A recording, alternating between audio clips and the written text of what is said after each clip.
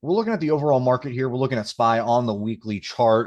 We're trading right now in after hours. As we've been doing this video right around 668. So a little pop in here from where we ended the day. Overall, I thought that maybe that the whole market, the spiders, would be kind of like tailing Tesla as it reacted to its earnings, right? So you mean you had a miss on EPS, but you had a beat on revenue, kind of indecided overall, but then you actually had a pullback in Tesla. I thought maybe that the market would follow suit, but apparently it's kind of going the opposite. And not strongly, with an inverse correlation, but still there is a little bit of inverse correlation there overall. What happened here today? We opened today, we hit a high in here, like right around 672, basically during trading hours. Then just an overall large pullback, but you had those quick little spikes in there of trying to recover, right? So a lot of little dead cats in here as we worked our way down to right around 663. And then almost at 2 o'clock, right around like 145, 150,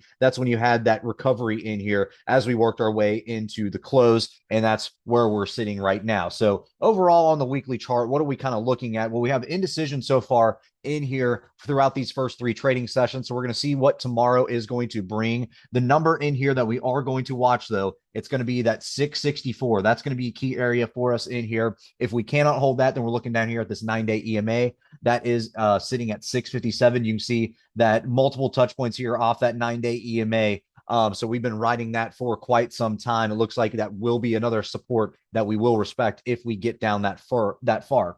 If we do end up holding up here, right around where we are, right around those 667s where we're trading at right now, then obviously to the upside, we're looking at the 673 mark in here. That's kind of the overall highs that we're looking at, unless the chart tells us otherwise. Like today, it was kind of it cared more about the 672s rather than trying to get the all-time highs again. So once you kind of get up in there, you just kind of just waiting for it to kind of break those all-time highs and then let the chart kind of dictate from then on out. But really, we just like looking at nice whole numbers on the way up until the chart tells us, hey, this is now a resistance, right? So that's kind of what we're looking at in there.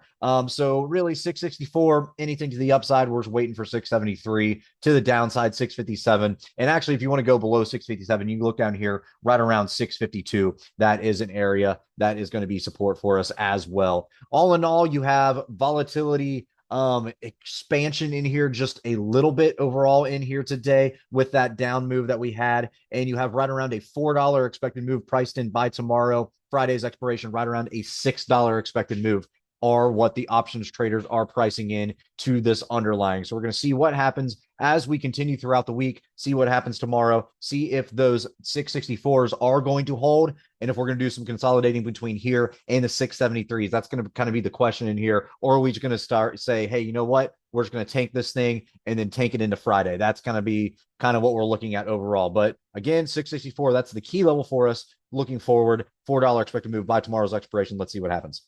All right, guys, if you like this video, make sure to check us out on all of our social media. We also have a Discord service if you're interested, and you can find all of our socials in the description below.